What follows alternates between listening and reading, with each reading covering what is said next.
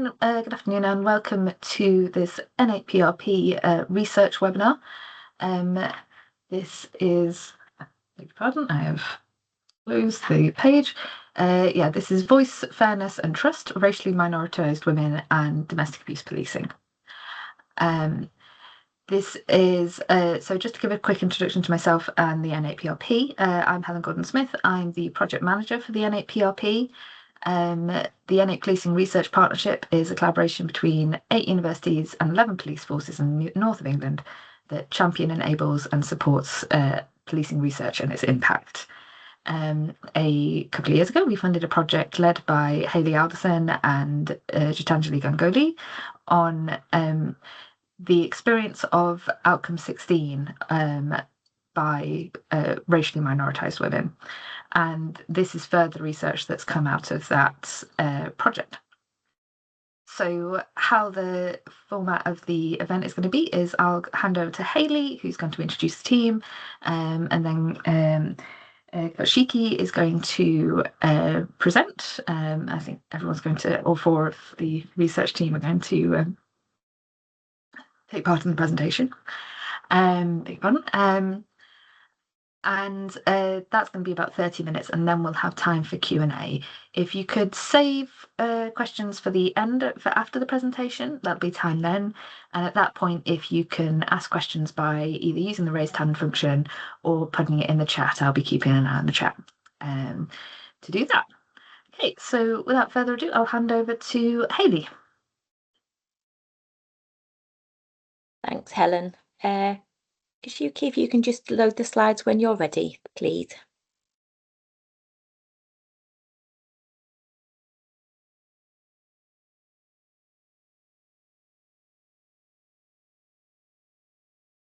Kausiki, could you do the full? Yeah. Oh, that's great. Thanks. Thank you. I was just watching you on the screen doing that.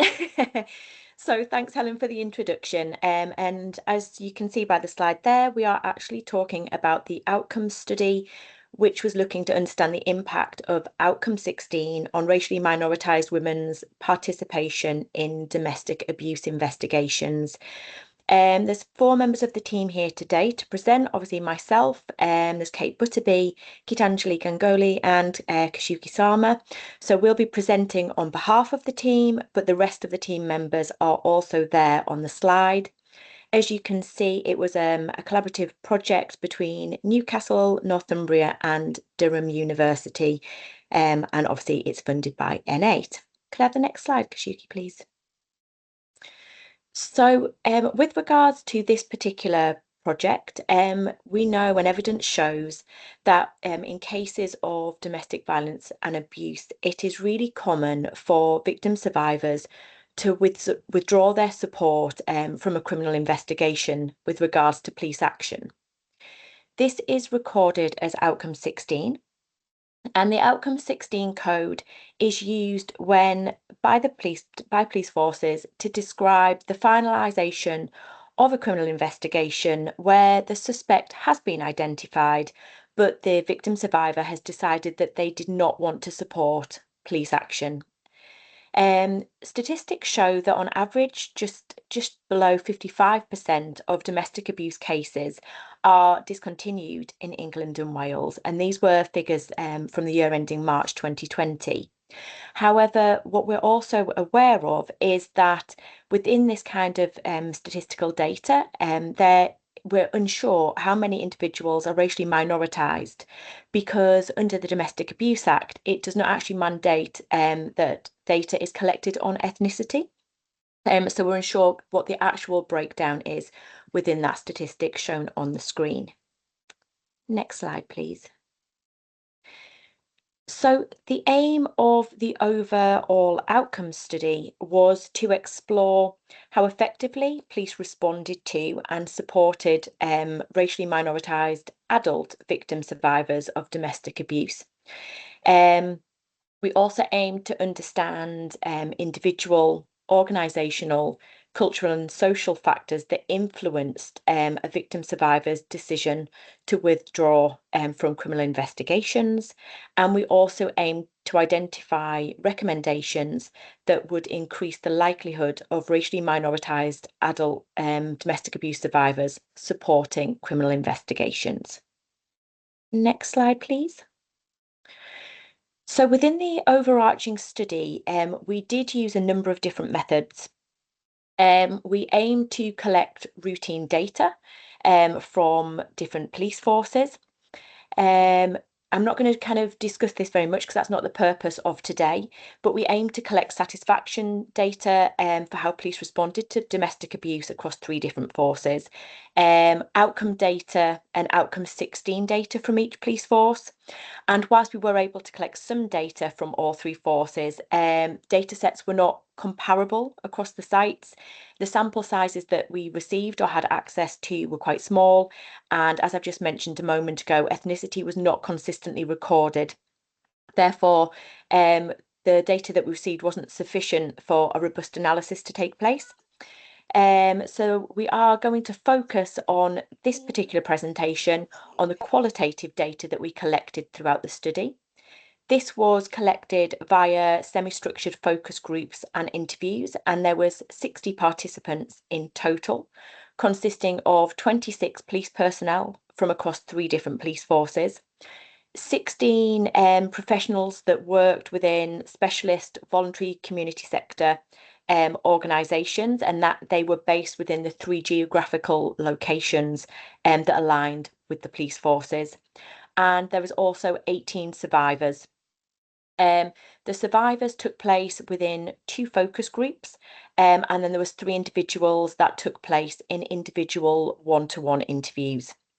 As you can see, the ethnicity of participants is shown on the screen, and we are going to present for the rest of the project with regards to findings from this particular data set. But just before we go into the findings, I'm going to pass over to Geetanjali, who's just going to talk a little bit about the framework that we used when looking at the data. Thanks, Hayley. I'm just going to be talking to you about the procedural justice framework. So that's the framework we've used that probably is familiar to many people on this call, but I'm just going to run through how we've looked at it. So procedural justice refers to the idea that fairness in a process, in any kind of process, is measured not just by outcomes. So it's not just whether, for instance, in the case of the judiciary, it's not only whether the the victim survivor gets a positive outcome in terms of a prosecution or a criminal, conviction, but also by the processes which are used to make decisions and resolve disputes. People tend to judge an authority, and that could be any authority, but the idea or the concept of procedural justice has been used mostly in the context of criminal justice system, such as courts, police, the police forces, but it can also be used in other contexts, for instance, in education or the workplace. For instance, there's been a study around procedural justice in sexual harassment claims within the workplace in different parts of the world. So it's not only what is decided and what the outcome is, but how victim survivors or clients are felt, how they feel that they've been treated along the way. And here we are using the framework mostly aligning with Tyler's work around procedural justice. And Tyler suggested that procedural justice consists of 4 main pillars, and those are voice, neutrality, respectful treatment, and trustworthy motives. So in regard to policing, voice means that people feel that they've been able to have their say, even if the outcome is in their favor. Indeed, there have been studies where victim survivors of different forms of violence and abuse, in particular, have had positive outcomes in the judicial system, but still don't believe that they've been heard. So they might a final outcome might be on the basis of other forms of evidence. Neutrality refers to decision making being transparent and based on consistency and impartiality. People are more likely to accept outcomes, whether positive or negative, where they are seen as being objective, where the people in charge are seen as being objective and neutral. And of course, related to that is respectful treatment. So if victim survivors or clients feel that they are treated with respect and dignity, that can increase trust in institutions. And finally, trustworthy motives refer to how professionals act or can act honestly and sincerely, making decisions in people's best interests. So, what we did was we looked at victim survivors' experience of the police and tried to judge or assess through that or code it according to these different categories. Did they feel they had a voice? Did they feel that the process was neutral? Were they treated respectfully or not? Or were professionals trustworthy or not? Okay, I'm going to move you on to what is the more interesting bit, which is around the findings. So I'm going to move you on to Kausiki and then Kate.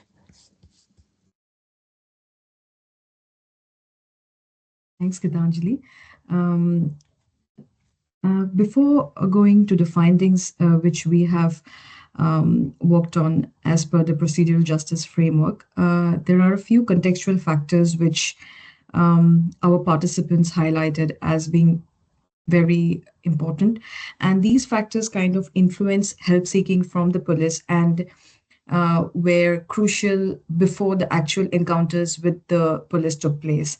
The first point is regarding the recognition of domestic abuse. What we found was like several of our respondents, they kind of found it very challenging to recognize abuse, specifically non-physical abuse, such as emotional or psychological abuse and coercive control. And there were several reasons which came up for this, such as not having the requisite awareness about what abuse was, not having the correct or the articulate language, the language to articulate the experience, and somewhere in self-denial, and in some the levels of shame and stigma, internalized shame and stigma was quite high. One of our respondents shared that she was only being able to recognize abuse when her GP kind of talked her through it and initiated the conversation through appropriate probing and prompting. And only then she was being able to recognize the abuse, which kind of highlights the importance of external support organizations and staff in this initial phase. This non-recognition is compounded by the fact in several cases, respondents were not aware of what the legal definition of domestic abuse was in the context of UK. And hence, tied up to this was the fact that they were not aware of what their legal rights were. And this whole scenario was kind of often exploited and weaponized by perpetrators.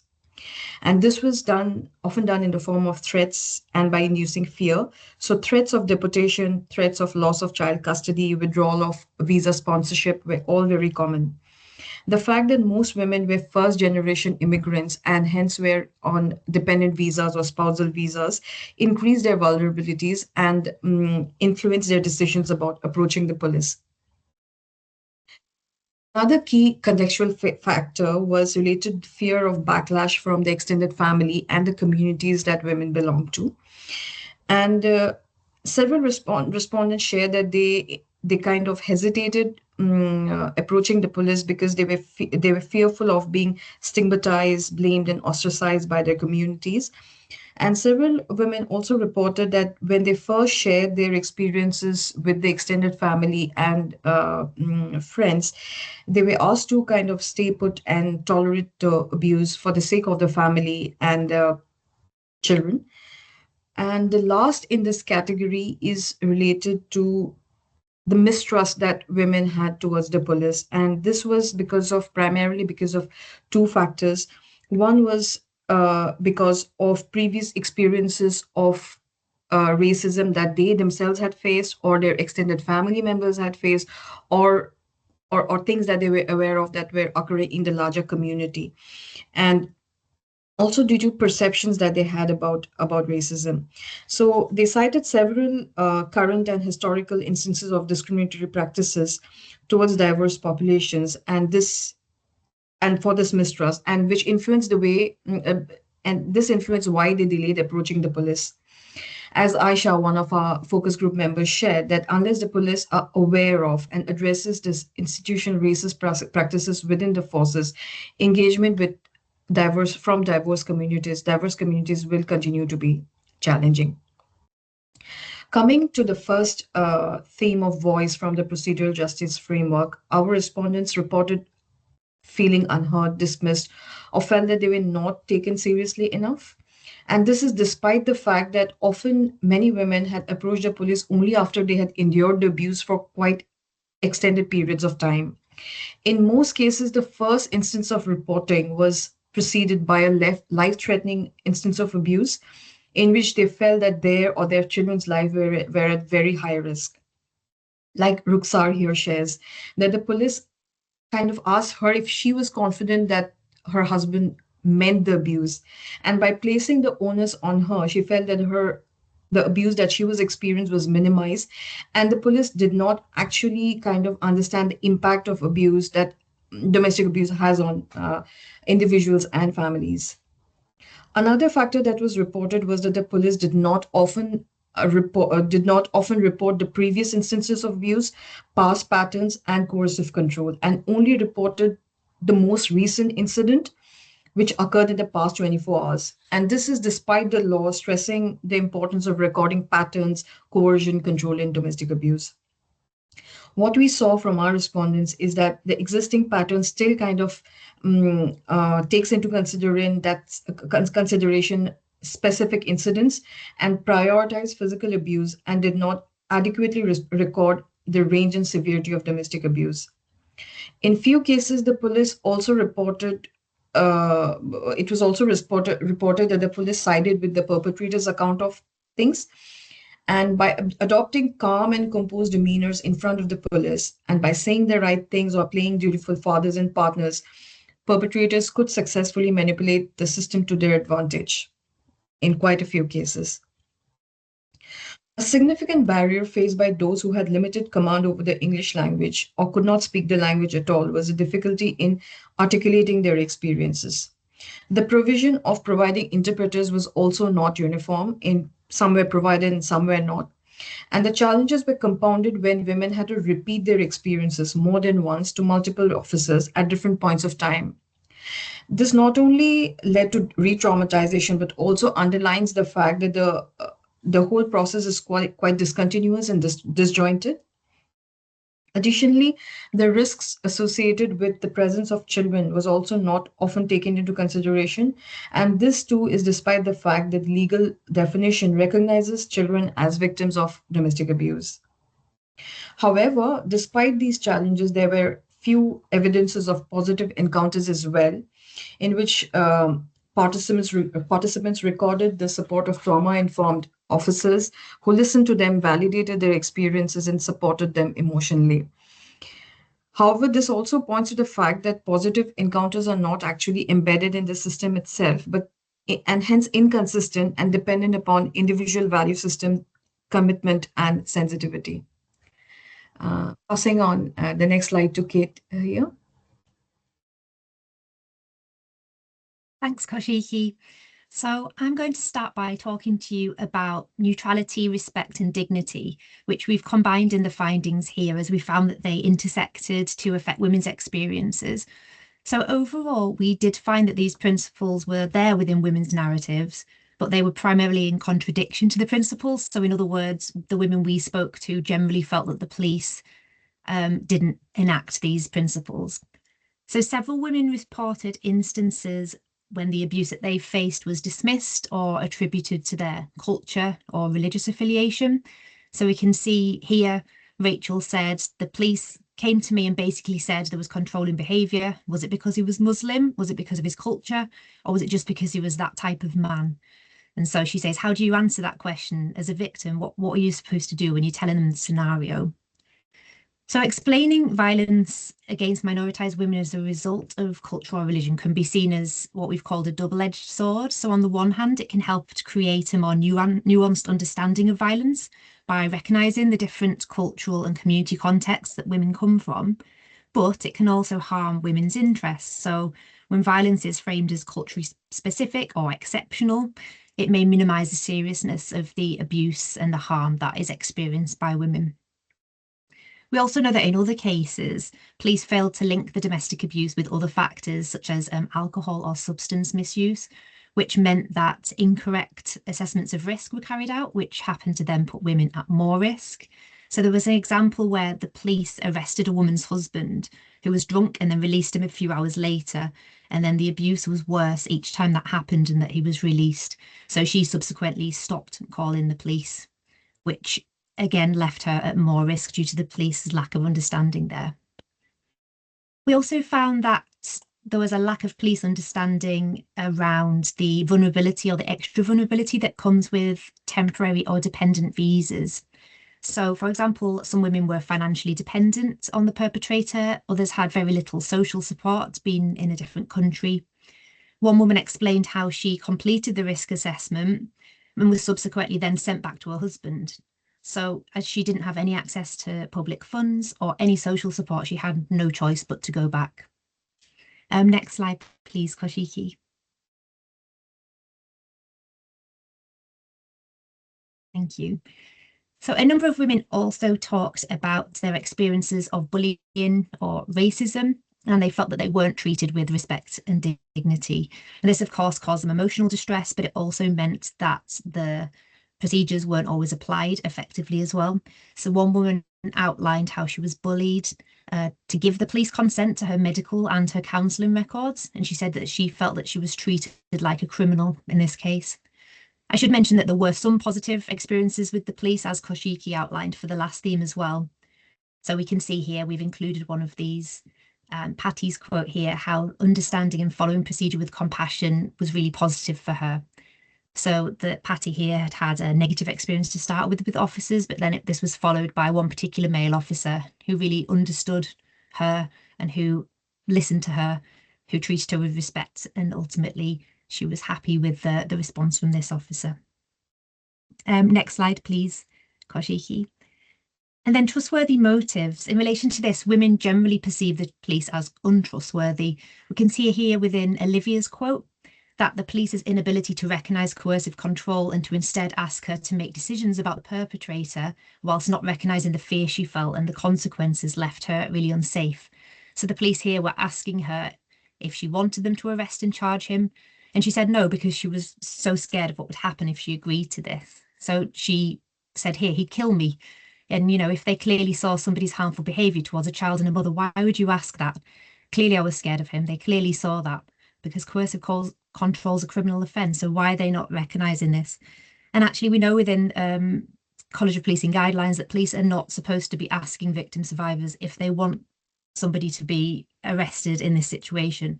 They need to understand coercive control and they need to make these decisions. But this didn't happen in this case, which left her ultimately unsafe. In some cases, perpetrators used this kind of lack of knowledge that the police had and action around coercive control to their advantage, with one saying to his partner that he was better to emotionally abuse her because there was no evidence, unlike physical injuries. And this would then keep victims under that strong control where they felt that they couldn't speak out about what was happening. Also relevant to this theme, so women discussed how they were given no explanation of the distinction in relation to specific policies, procedures that could happen. So, for example, the criminal and the civil justice pathways. So this involved lack of information about how to file a restraining order, the length of processes, little signposting or information about specialist support as well. And this was particularly apparent for recent migrants who especially had really limited knowledge of procedures that were available to them. And then next slide, please, Kausiki. Thank you. And just following up from this, so in some cases, women were given a leaflet and then no further follow-up was made. So they were then left to decipher what support they could access by themselves. And if we see this in relation to the contextual factors that Kaushiki's just outlined, such as language barriers, lack of social support and lack of understanding of legislation, we can see here just how difficult this could be for women to be able to work out what was available for them. Fatima here says the police, they're not speaking to women on a level. They're not telling them what they're going to do, you know, how you're going to do it, what's going to happen, what's the process, what your safety is or anything. Women were just left really in the dark about their procedures and processes. And finally, for women who did choose to go down the criminal or civil justice route, they described really long and drawn out processes, which I'm sure won't be news to a lot of you that this happens. Very much delays in risk assessments been happening or in collection of evidence, having to repeat their experiences over and over again due to officer changeover and prolonged periods of time with no case updates. And this left women feeling really unsafe, really unprotected, at heightened risk of abuse and just not trusting the police process.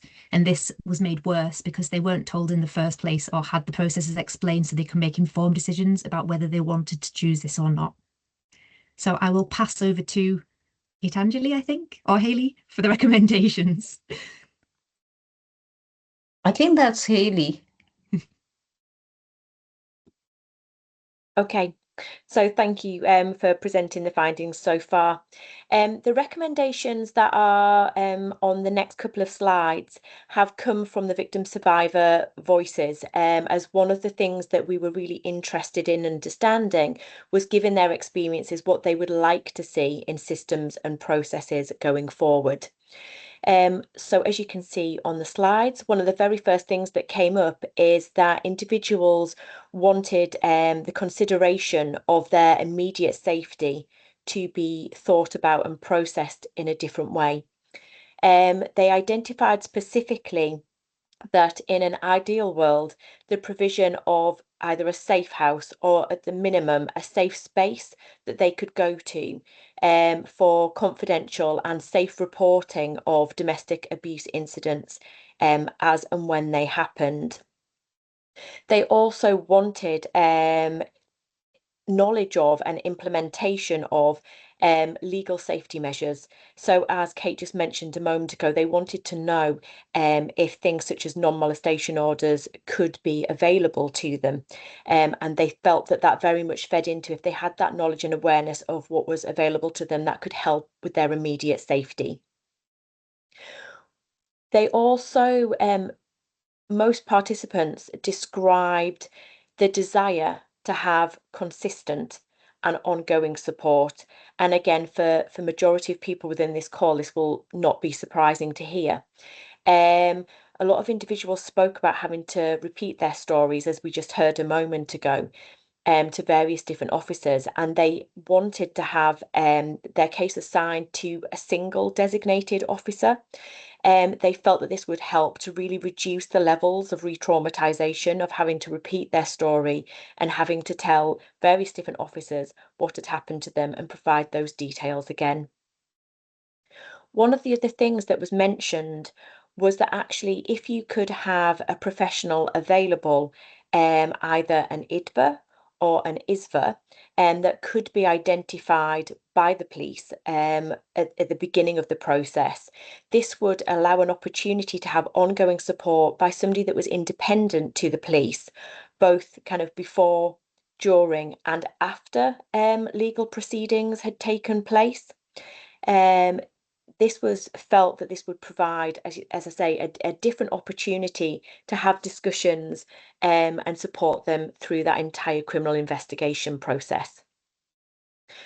as we've heard, one of the challenges with regards to our participants speaking to the police was language barriers and access to translators. Women within our study wanted culturally sensitive responses, and they felt that this could be done in various different ways. But one of them was through having the availability of information in multiple different languages. We heard that individuals had been provided with leaflets. Certainly in some scenarios, these were provided in English, even if women didn't necessarily feel that they had the language to understand the content of those leaflets. But there was also a secondary or an added element of this, which was, again, as we've heard, training for police officers to really understand different cultural contexts of domestic abuse and know how to respond to individuals in a more nuanced or culturally sensitive way. Next slide, please. Thank you. One of the things that came across really strongly across and within participant accounts was the need for police officers to respond with empathy and really utilise a trauma-informed level of support.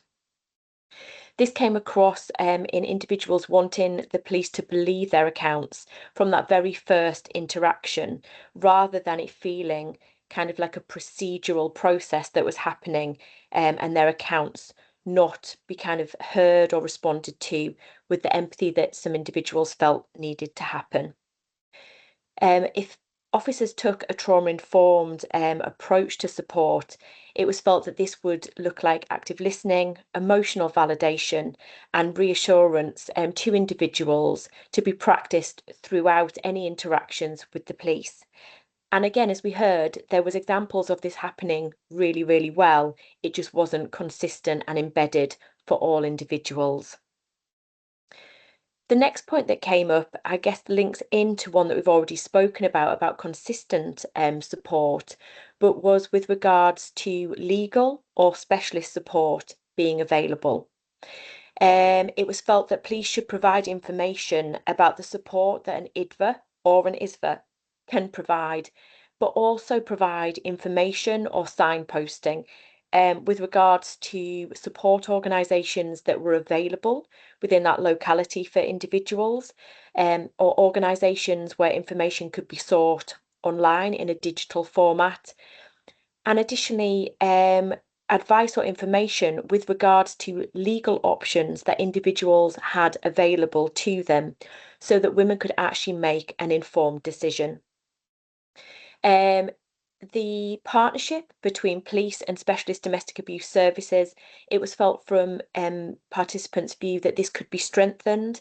I think this was variable depending on different areas that individuals had accessed the police and also with regards to support that was available, but it felt that there should be a more coordinated or partnership approach so that that support could be placed around the individual following interactions with the police around a domestic abuse incident. Next slide, please. Okay, that's great. We will leave that there. Any questions? As Helen has mentioned at the beginning, that could either be questions that are put within the chat function or by raising your hand. Kausiki, do you want to just stop sharing so we can see everyone on screen? Thank you.